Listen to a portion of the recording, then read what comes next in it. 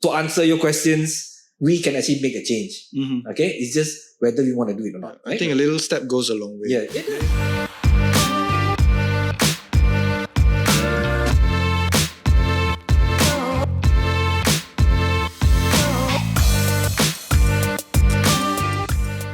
Alright, ladies and gentlemen, welcome back to the Innovate Sarawak Story series. I am your host with the most, the innovator and accelerator. My name is Jacob Jim.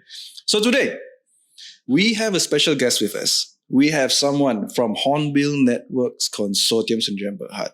So they are involved with property development. And what they do is they combine green technologies with live networking and sustainable development.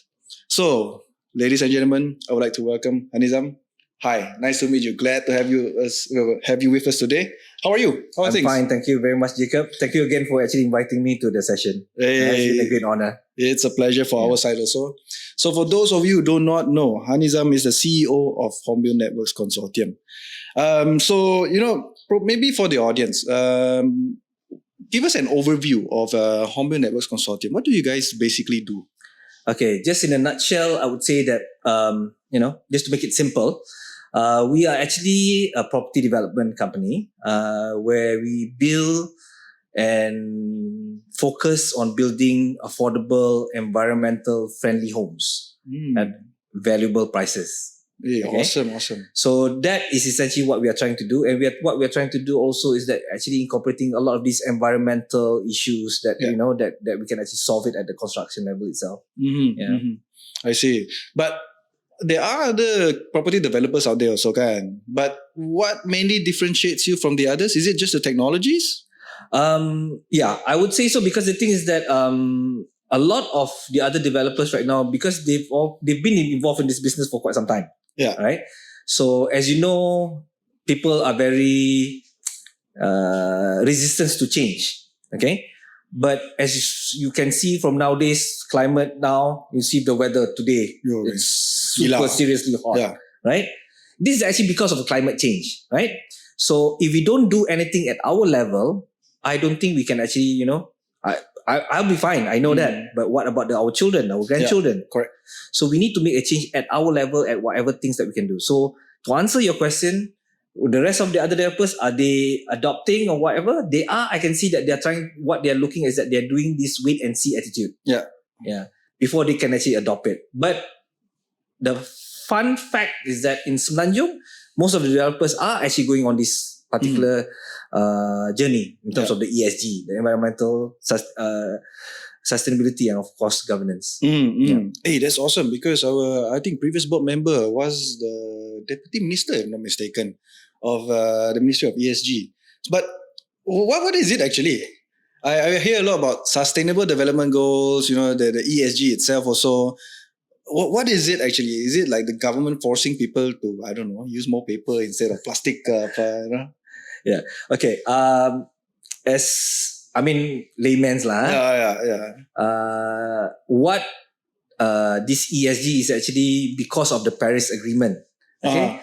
This Paris Agreement is actually an agreement between about 180 plus countries all over the world under the United Nations. Okay. They actually signed a pledge saying that they will try to reduce the temperature of the global temperature to actually reduce by at least 1 degree like that. Yeah. Okay. Yeah. So why do these 180 plus countries are looking at trying to reduce this? It's because of what's happening right now. You can see there's a lot of typhoons, there's a lot of very adverse climate impact, so it's actually affecting everybody. Yeah. People might not see it, but I've seen it happening for the past 1 year. Sometimes there are months that's not to be supposed to be raining, it's raining. Yeah. And the months that's supposed to be raining, it's super hot like now. Yeah. So these are the type of effects that's happening. As you can remember, what happened in Selangor, the great floods, all because of climate change. Yeah. I saw a video yesterday also about Venice. I mean, not necessarily Malaysia lah. Yeah. But Venice is sinking. Yes. There is also predictions in 100 years, Venice, the so-called romantic city and all that, will be underwater soon. Betul. So, I mean, millions upon millions of euros of damage, one thing, and then losing one of a beautiful tourist spot in this world, of course, I would love to visit that place one day before it actually sinks lah. Not only Venice, Jacob. You can, there's even like the Pacific island countries. Yeah. Some of them, they are saying that right now. Yeah. Some of the scientists, they've already done a research. Maybe in the 20, 30 years, some of these countries will not even exist. Yeah. Of course, the waters are rising, and of course, you said also like these countries got together just to at least change it by 1 degree. But 1 degree is huge, though. It is. Because at 0 degrees Celsius, everything still freezes. And then at 1 degree Celsius becomes water, liquid lah. Okay, but not to go too much into science, not to go too deep into there. So another thing that intrigued me also with you guys lah is the technology that you guys use, right? So what are some technologies that you guys implement inside your home? Okay. Or the homes that you guys develop lah? All right. The homes that we are looking at right now, most of the time is that we actually try to incorporate as much of the green technology that we can. Okay. For example, like what we've done is that we are actually doing rainwater harvesting. As you know, kita banyak hujan, right? Especially in Sarawak, especially in Kuching. Yeah.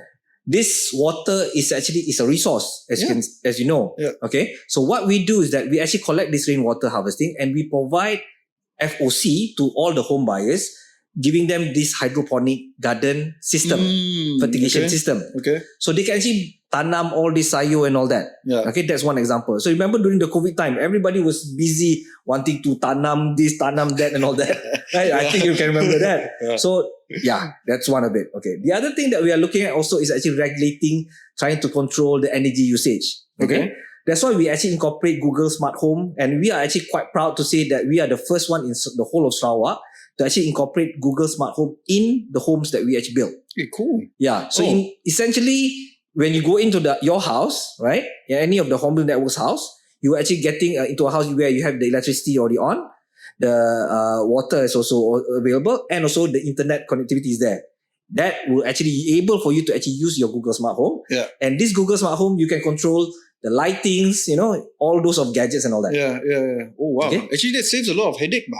Let's say a new home buyer, right? You go inside, your internet is already done for you. Yep. Right? You don't need to worry about that. And then I also tried to, making my house a bit smart. Like, it's not as easy as it seems. I agree.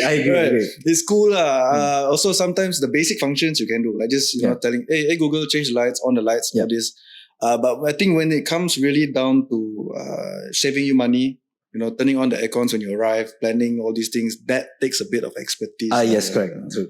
So what about the green energy? Don't pakai anything like solar or wind, geothermal stuff? Okay. What we are looking at right now is that for our phase 2, because right now we are doing our phase 1. Okay. Our phase 1, we are doing only the rainwater harvesting, the hydroponic garden, and also the Google Smart Home. Okay. The phase 2, after various negotiation, right, we are actually soon we'll be announcing something that we actually will be installing solar panels for the homes already. Okay. So essentially when you go in, you automatically we know that your electricity bill will not be as high. Okay.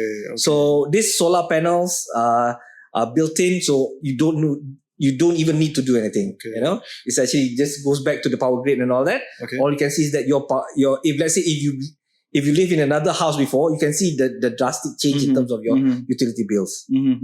I think in the long run, then it will really save people a lot of money. Especially nowadays also, everything needs to be charged. Yes, correct. Phones, tablets, computers, everything requires electricity. Yeah.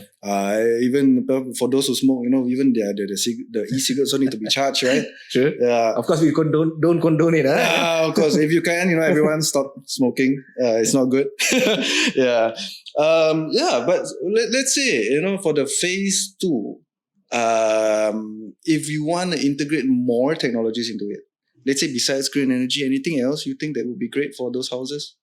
We are looking at also trying to see whether EV charging, will be one of it. Yeah. Okay. Yeah. We are actually talking to a certain party right now. Yeah. Hopefully, I can announce something soon.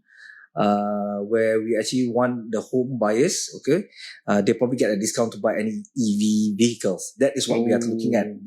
Right? Yeah. So we are not promising anything yet. We're still in discussion mode. But these are some of the things that we are trying to do. Because for us is that this environmental sustainability and this governance, the ESG, is actually part of what we are doing.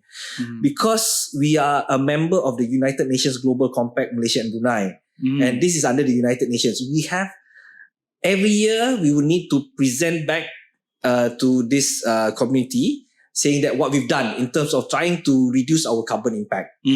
So it's actually, these are the type of things that we are committed to it. Yeah. So that's why we are a bit, we are not saying that we are the leader here in Sarawak and all that, but we are very committed to it. And we know that the rest is not yet jumping into it because they don't quite understand what it's all about. Okay. So for us, very simple. The management, the board of directors, the staff, they understand that everybody needs to create an impact. Okay. So that is what we are looking at right now. Creating an impact is what we want. I mean, you don't need to be the best, but you play a role in it. Yes, play a role. When you influence others to also play along with it, when the whole industry sees, okay, that is the next step. I think then you would definitely see a huge improvement in the entire world. Correct. Yeah, you touched also a bit about ESG tadi. So what are your thoughts about it? Is it something that a lot of people have been adopting recently, or is it something that's still a bit of a challenge, uphill battle? Okay. As far as Europe is concerned, I mean, you can actually just Google it and all that. Right? So as far as Europe is concerned, they've actually been adopting this for the past, 5, 6, 7 years already. And they've actually introduced a carbon tax. There's a tax to it. And if I'm not mistaken, that one ton of carbon tax, you are supposed to pay like €80. Okay. So it impacts the businesses. So those businesses that is actually that not green, like for example, like that's doing coal power plant, that type very polluting one, they are taxed by the European Union. And that money is actually, they actually use it to do a greening project. I see. So that's why the term, you call it circular economy, right? So they tax somebody that actually pollutes you. If you are polluting, I'm taxing you. Then we use that money to actually, if somebody else is planting a tree or whatever, that's it. You dirty my air, you pay lah. Yes, correct. So that is what is happening right now in Europe. So in Malaysia, it's actually in the infancy stage, right? But actually in Sarawak, we are actually quite well ahead than the rest. And I'm quite proud to say that Sarawak is the leader right now. Even the federal government is actually saying that, Sarawak is the leader in this. I fully agree. I mean, we are really blessed with rivers, waterfalls, really things that you cannot buy lah. Yes. You can make a man-made beach, but it won't be as beautiful as a natural one. I think there is also a realization that all of these are assets. Things that we should really appreciate. I think that's why also, in Sarawak, we do realize we have to protect all of this before it's too late. Before all of this really too polluted, we better do something about it lah. Correct. All right. So you mentioned also there is a phase 1, phase 2, right, of the projects. Phase 1 dekat sini. Where do you guys do it? Okay. Where's the project? The first project that we've done, is actually Samarai Avenue phase 1. This phase 1 is actually, I don't know whether you guys know where the children's orphanage, the Peyatim, is actually there. It's actually near to Wisma Sego, the Sego Center. Any big landmarks over there? Okay.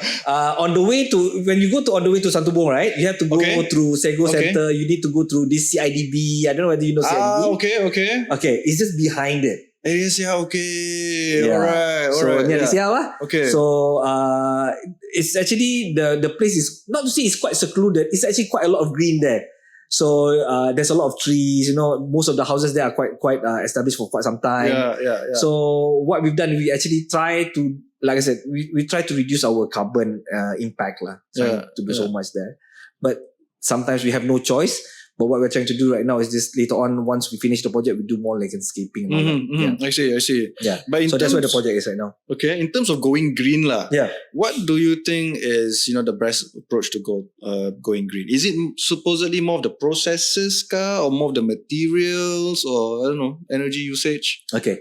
So what we are looking at in terms of our company, what we've done is that we are looking at those three things that you mentioned. One is the process. So a bit of everything. Yes. One is the process. The other one is the materials. And the third is, of course, the energy usage.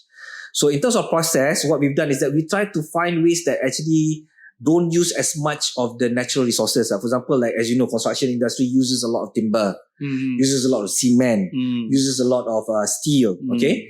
So we are trying to reduce the usage of all these things. Okay, that's on that one.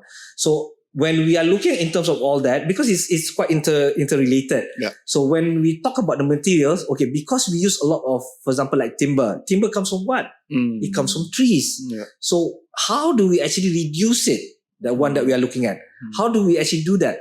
So we are even looking right now in terms of trying to see whether we can use recyclable plastics to actually even, to replace type of these type of things.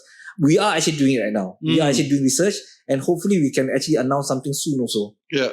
Hey, looking forward to that. Yeah. I also feel that, in terms of the know-how also, right? You can design it in such a way that you don't use so many, tiangga. Yes, correct. This, right? True. And I think also a lot of us underestimate how polluting cement can be. Yes. Maybe itself, when you bancho it, adding in the water, it does not produce any toxic gases. But the production of the kilang, where it comes from, that is the polluting one. Okay. Yeah. And I also do feel that it's also a challenge to civil engineers out there. Change the processes. You guys are really smart people, and we sort of think of some space age materials. That I agree. I totally agree. Yeah.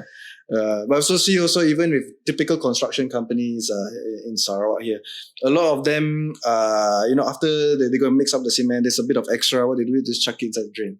After that, it gets blocked again, and then I come in flood and all that problem again. I totally agree. But not complaining. I guess that is why you guys have an opportunity over there, turning all these problems into profits, right? Yep. So, to those who are not in the know, you guys also are the winners of Share Life Wire 2022, right? Thank you very much. Yes, we've done that. Congratulations. Thank you. How has it helped you guys improve in the company? Okay. We actually participated in Shell Livewire, not so much in terms of the monetary rewards or anything like that. The beauty of actually joining the Shell Livewire was actually because of their mentoring. Okay, they have all these coaches, and all that. You've got these people actually are with you for the next 3 months. They will teach you. They'll be asking you. They actually do ask you so many hard questions that you need to think in terms of how for you to run the business. These are the type of things that we are looking at. We were quite, at that time, quite general in terms of what we wanted to do in terms of, for example, like like you said just now, right? In terms of the processes of the things, in terms of the materials and all that. But after joining Shell Livewire, we knew exactly what we wanted to do. Okay? By going deep dive into it. So these are the type of the assistance that I actually see that, joining Shell Livewire was actually very, very beneficial. Yeah. So that is talking from a company that we are like us, that we are into engineering, is it? Engineering, construction and all that. So just imagine if you are just another type of business, probably you making great wonders for it. So for us, we are much more focused now. So that's one great thing about joining Shell Livewire. Yeah. I see also, Shell, not not praising them too much, but I do see, some initiatives from them going greener, trying to even educate people how do they use less fuel to reduce the consumption of fuel. But let's say on the flip side, do you have some suggestions for Shell? I don't know, maybe in the future you can make some green petrol station somewhere in Kuching. Do you think it's possible? I totally agree to tell you, Jacob, because the thing is that I know that for a fact that Shell does actually have this type of green petrol stations in Semenanjung. Okay. So where they actually use rainwater harvesting, where they have the solar panels to power that one. They even do composting. Oh, wait, that's so cool. To that point, they actually do composting. So I would think that they can actually do more here in Sarawak, right? And the fact of the matter is that because Sarawak is leading in terms of all this, so they should be able to do that. Correct. So I'm just hoping, Shell, like what Jacob said. Right? So try, maybe, I don't know. Yeah. I think that is a good way forward also. I think it will inspire people and also show them. It is. I totally agree. Yeah. Because we were talking about 100-year-old company, doing it. Then, the rest of us will just follow, if the big boys are doing it, the smaller boys might have to join the camp. Yeah, I do agree. And even, the petrol stations are seen as sort of like a center for the community. Sometimes, people go there not only just to get the petrol, that is seen as a landmark over there. Yeah. They identify their houses, rumah aku sebelah seset minyak, that kind of thing. True. And, if it's raining, hey, people even using motorbikes go there, seek shelter over there, right? So I think it's sort of like an awesome, gathering place for the community also. I totally agree. Yeah. So speaking of green buildings, if you do not know, we are in a green building ourselves, right? Yes, I'm quite well aware of that. Right, a lot of window panels allowing a lot of natural sunlight come in. But I would like to know, how can we be even more greener? Are there any areas that you see we can improve on that can share maybe for our ops team? Like I said, I think because what you guys have done, Jacob, is actually quite good. Having a green certified building like this, which is not easy, seriously. Yeah. Because we are in the construction industry, right? So we know exactly, certain things is very hard. Yeah. Okay. For you, the thing about having a green building like this is actually putting the thought into it, trying to make everything green with that in mind. Then you can achieve it. For example, like what you've done, like I don't see you have a lot of these mosquito problems, right? And all that. Do you have that? Very little. Very little, because it's the type of the things that you guys use in terms of the landscaping. It actually repels the mosquito and all that. And the water that you have here is actually, some of that is actually not say stagnant water, but that water, is a great place for a mosquito to breathe. But you don't have that. So these are the type of things that I see that what you guys have done quite great. Having, I know you guys have solar panel right now, right? Yeah, we do. There you go. So that is already, it's expensive now, but the price of solar panels has actually quite reduced for the past number of years. Yeah. So I'm hoping that one day it will actually be able, that is actually very, very cheap, so that everybody can actually use it. At the moment right now, it's pretty much meant to be mostly, I would say, that probably in the medium 40 to the T20s, but not so much in terms of the B40s. Yeah. So these are the type of things that I think that would be great. But going back to your question, I think you've done a great job. Really, there's nothing to add. To tell you the truth, if you want to be platinum, you got to beat Sarawak Energy, and then they are a big group. Hey, we accept any challenges here. That'd be great. Yeah. We can disrupt. We also want to see ourselves as like sort of like an inspiration for others. Oh, it is. Yeah. Well, if we can do it, then the others can too, right? I totally agree. Some of the things we have here, like sensors, like even the rainwater retainment and all that. Our garden also features a lot of tropical plants. Yes. Got some fruit plants over there. I just tried some miracle berries from the garden the other day. So okay. Just to share a bit off topic. But there are types of berries. They're sweet. So after you eat the berries, everything else you eat becomes sweet. So after that, also you eat sambal, also becomes sweet. you eat it's called miracle berries, I think. Yeah, it really is a miracle how everything turns sweet. Yeah, but I think hats off goes off to the top designers, to the architects, that they put a lot of effort into the building. Yeah, and maintaining the building is also yes. Right. Let's say one bulb goes out. You cannot just simply go to any shop and just replacing with any random bulb, right? Yeah. It has to be sort of like a certified bulb for a green building. True. Yeah. True. Okay. So talking about how green buildings are expensive, they're also a bit hard to create. Maybe let's touch on a bit of a topic that affects a lot of us here in Sarawak in general. Let's talk about the rising property prices. Yeah. So people like me, I'm at the age where building a family and all that. Yep. So any tips for us, new home buyers, like how should you choose a house? Should we take a loan, or should we even maybe take our father's land, and then develop a house there? Yeah. Okay. The easiest way, of course, is actually buying a house from the developer like us. Okay. Then, of course, you've got so many choices in terms of that. So, in terms of planning for that, because normally when you buy a house, you need probably about 10% of the deposit. Unless you can get a loan of about 100%, which is very rare nowadays. Okay. So, my suggestion is that if you want to buy a house, you probably start a bit earlier by saving up that money. And also, you must remember, you can also actually take out your money from the EPF. If you're working in the private sector. Okay. If you're working in the government sector, kudos to you. You got all these loans that you can actually tap into. Okay. All right. So, tapping into your father's land or your grandmother's land or whoever, that's actually a cheaper option. Okay. To build your own house is actually a cheaper option. Right? Oh, okay. All you just need to do is just provide the building plan submission to the council and all that, and it's great. Then you can actually get all the necessary, for example, like you can get all the utilities, the water and all that, then you can actually go.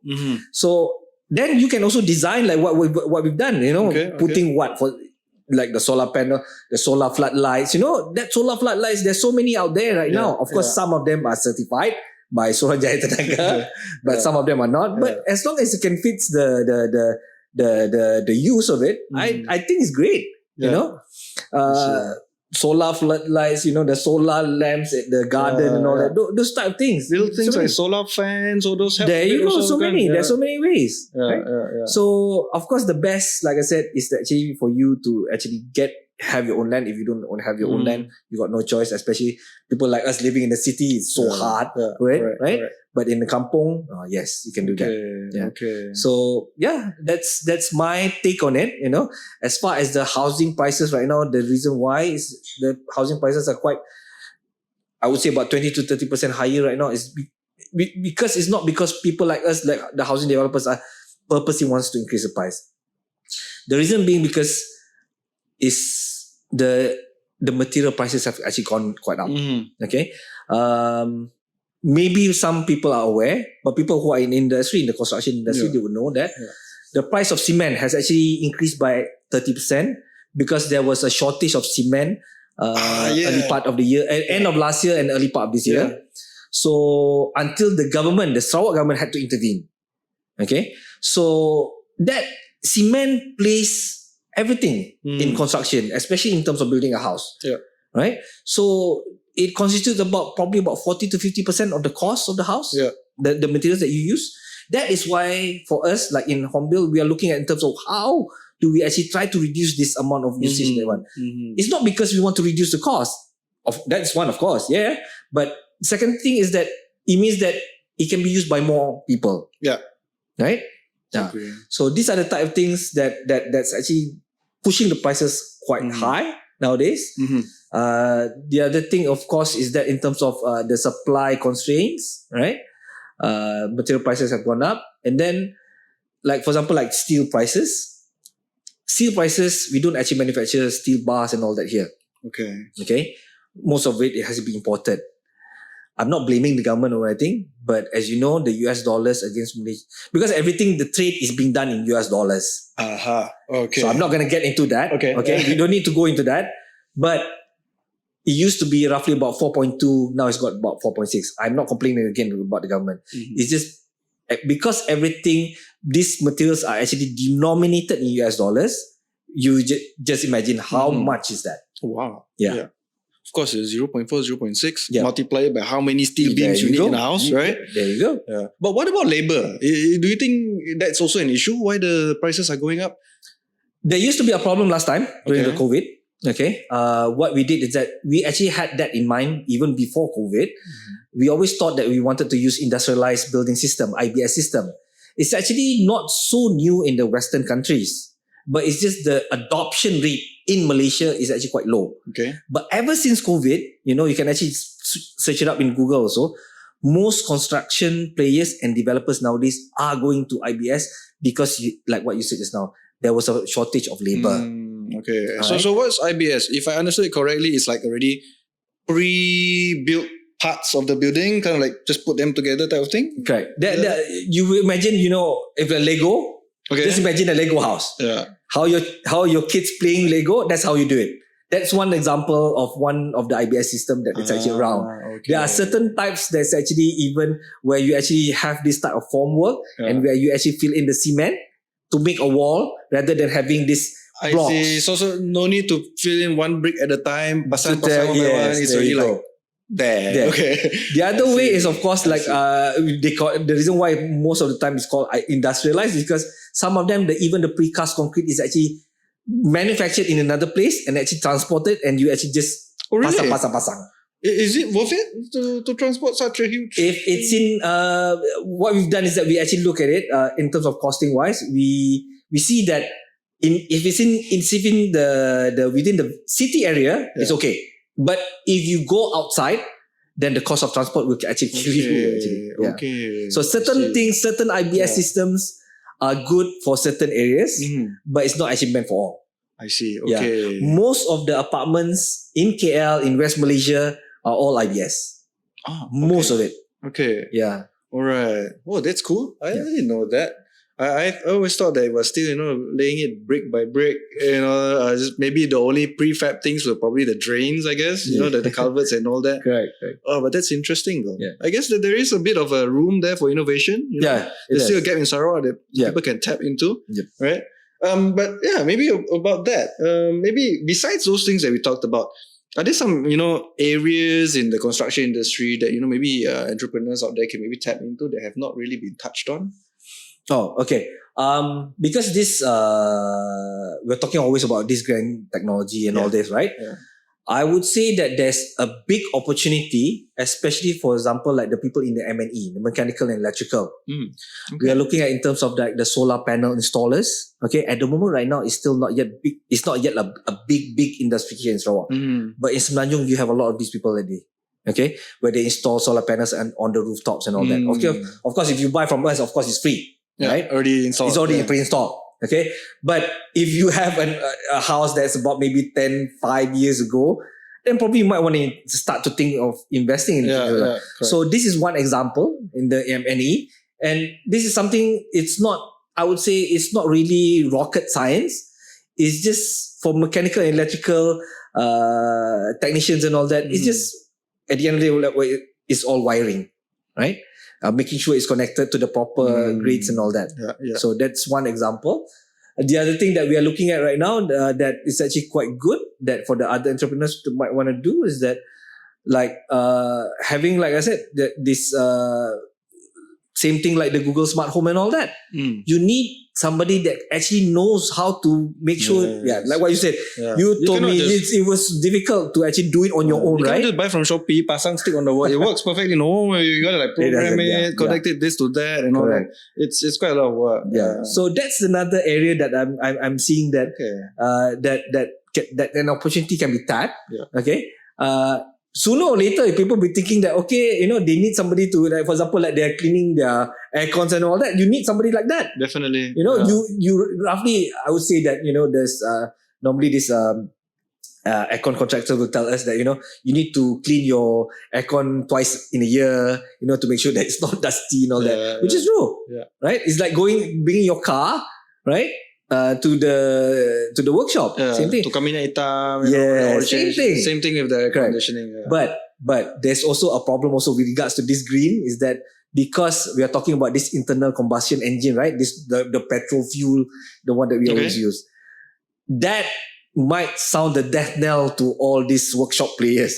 You would need to upgrade yourself to change for all this EV or hydrogen, the one that the Sarawak government is pushing right now, all these type of things. These are pockets of opportunities. And I think that, if you are actually in the beginning of this, you'll be better off than compared to the rest, where they are actually, 2 steps or 3 steps behind you.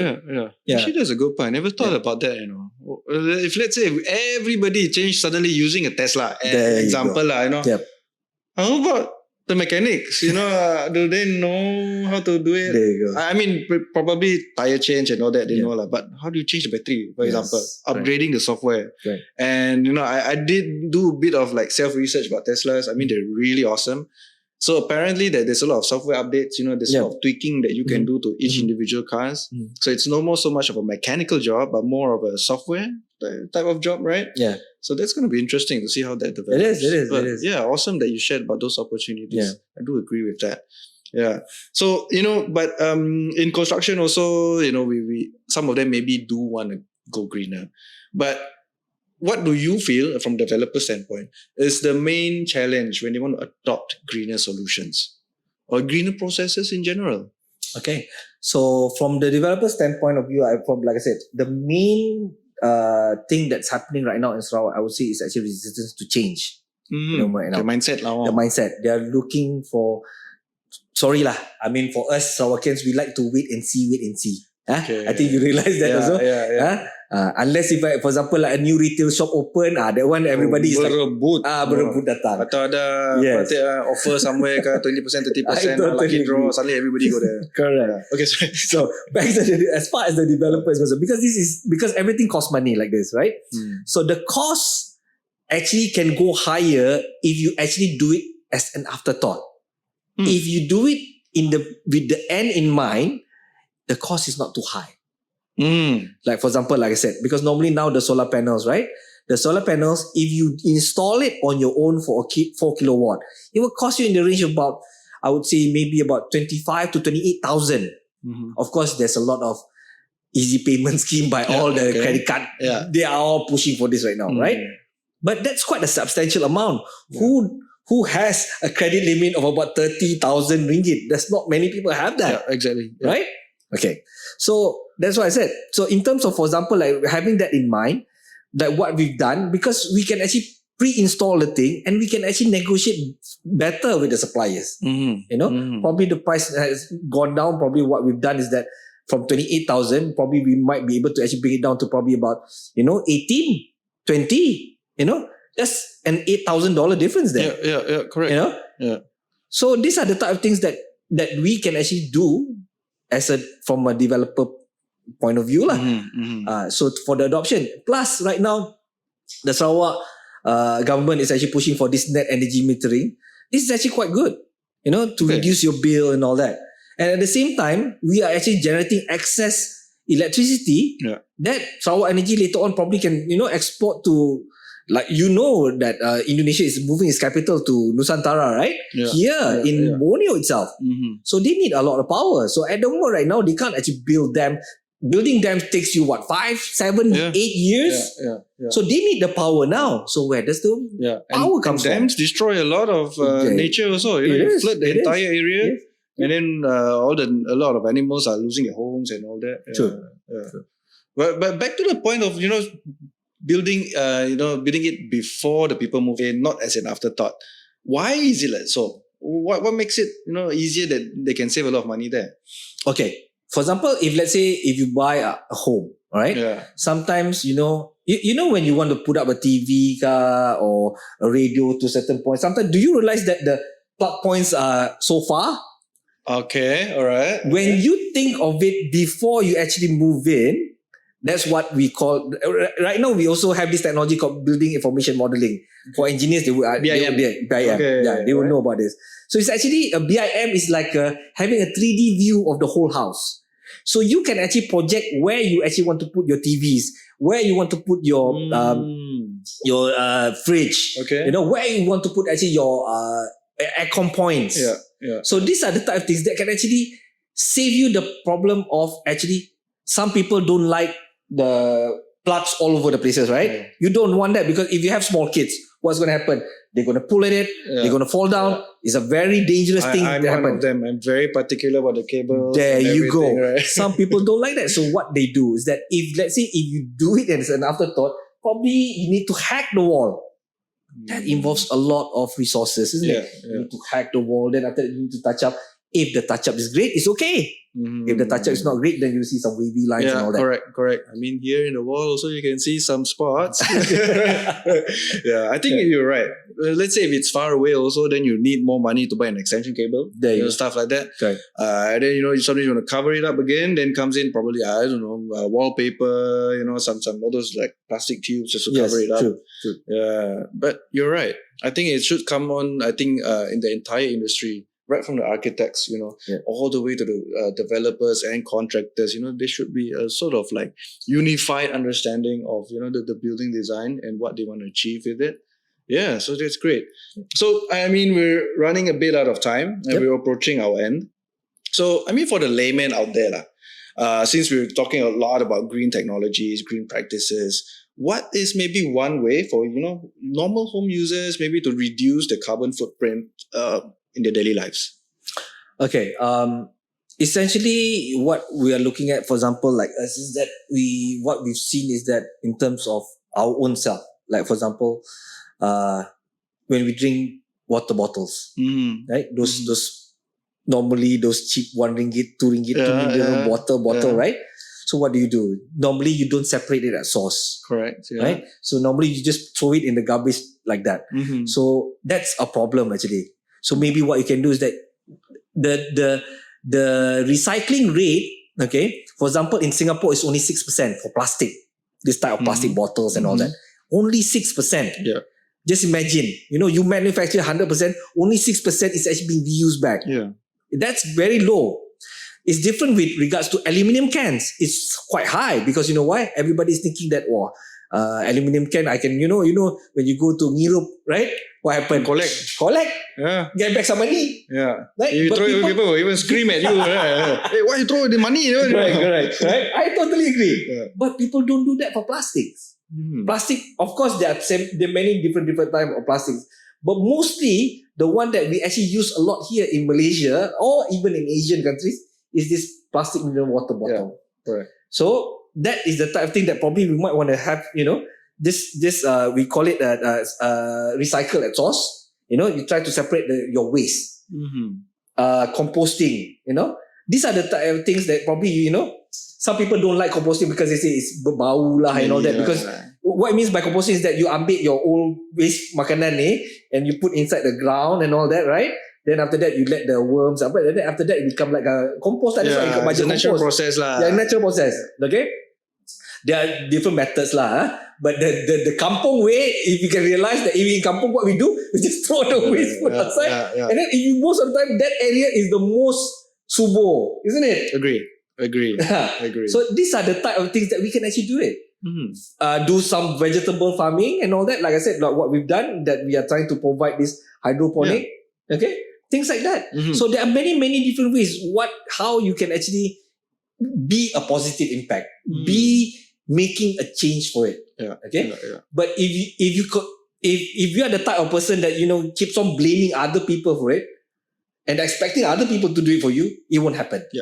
Okay? So that's what we are trying to inculcate at our company. And so far, we are trying to also, later on, we try to inculcate this with our home buyers also by having this type of talks and all that. So, to answer your questions, we can actually make a change. Okay? It's just whether we want to do it or not.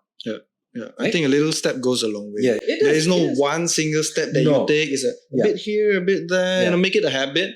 Then after that, once you have the next generation, especially with a home, you're building also the next generation. Then they will get influenced to do it. Then they'll say, oh, it's a normal thing. I've always done it my whole life, right? And I guess, that is one step that I think everyone should try. Once the majority does it, I think then we can really do a change in this world. Correct. All right. Awesome. Really appreciate the thoughts and advice. And again, ladies and gentlemen, our viewers out there, I would like to highlight the dedication that Hornbill Networks Consortium has for sustainability and innovation.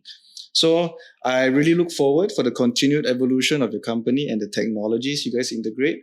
We believe the positive impact and influence that you guys have on the community and the industry will be a really lasting one. So ladies and gentlemen, our viewers out there, my name is Jacob, and let's turn our passion into profits.